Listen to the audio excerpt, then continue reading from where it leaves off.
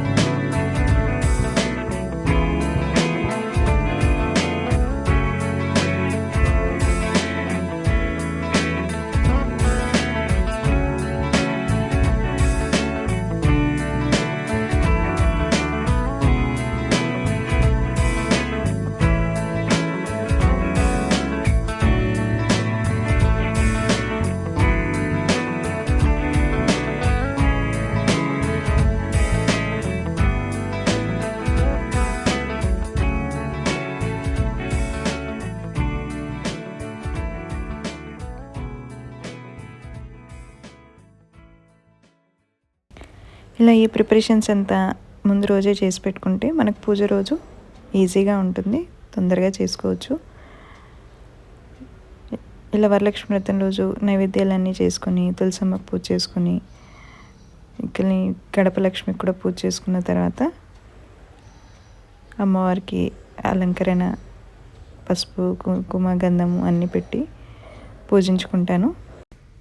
లక్ష్మి అనగా శ్రద్ధ అని అంటూ ఉంటారు. సో మనం ఎంత శ్రద్ధగా ఆవిడని కొలుచుకుంటే అంత కరుణిస్తూ ఉంటుంది అమ్మవారు. చక్కగా కొలువు తీరిన మా వరమహాలక్ష్మి.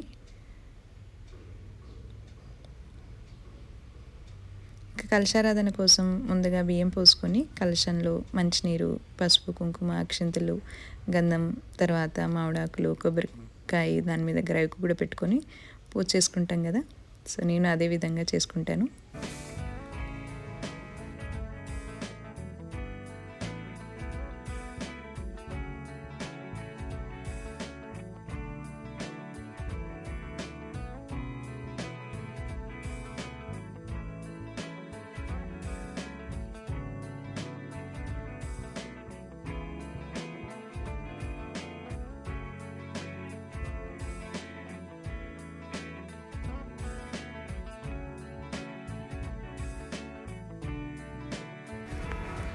ఇలా పూజకు కావాల్సిన అన్ని సిద్ధం చేసుకొని ముందుగా దీపారాధన చేసుకుంటాం కదా. శక్తి కొలది మనం నైవేద్యాలు పెట్టుకోవచ్చు. ఎక్కడ విష్ణు ఆరాధన ఉంటుందో అక్కడ లక్ష్మీదేవి నివసిస్తుంది అంటారు. సో లక్ష్మీనారాయణలని కొలువు తీర్చుకొని విఘ్నేశ్వర స్వామికి దండం పెట్టుకొని ఏ విఘ్నం లేకుండా ఈ పూజ సమాప్తి కావాలి అని వేడుకుంటూ ఈ పూజ మొదలెట్టుకుంటాను. ముందుగా గౌరవం చేసుకొని నిత్య సుమంగళిగా దీవించు తల్లి అని దండం పెట్టుకొని ఎంతో నిష్ఠతో చేసుకునే ఈ వ్రతం అంటే నాకు చాలా ఇష్టం అండి. ఎన్ని పనులు ఉన్నా మా వారు వ్రతానికి మాత్రం కంపల్సరీ లీవ్ తీసుకొని వ్రతంలో కూర్చుంటారు. అమ్మవారిని చూస్తూ పూజ చేసుకుంటూ ఉంటే ఎంతో సంతోషంగా ఉంటుంది కదా.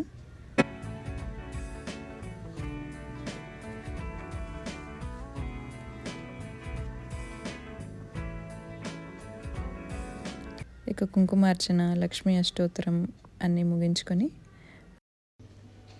అమ్మవారికి మంగళహారతి, నైవేద్యాలు, తర్వాత వాయినము అన్నీ ఇచ్చేసాను.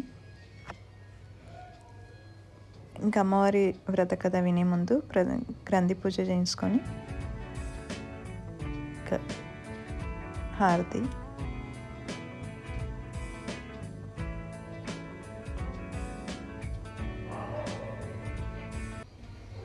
మొదటి వాయినం అమ్మవారికే కదా, ముందు వాయినం ఇచ్చేసిన తర్వాత మా అత్తయ్య గారికి కూడా వాయినం ఇచ్చేసాను.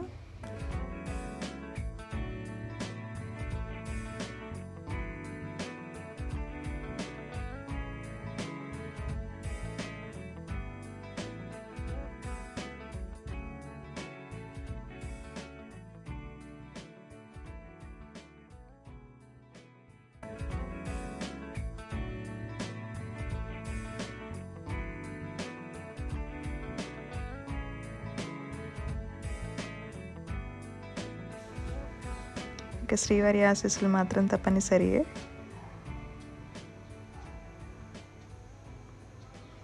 ఈ వ్లాగ్ మీకు నచ్చినట్టయితే like, share and subscribe. Thank you for watching అండి. ఇలా ఫైనల్గా ఉపవాసం అమ్మవారి ప్రసాదాలతో ముగించేశాను.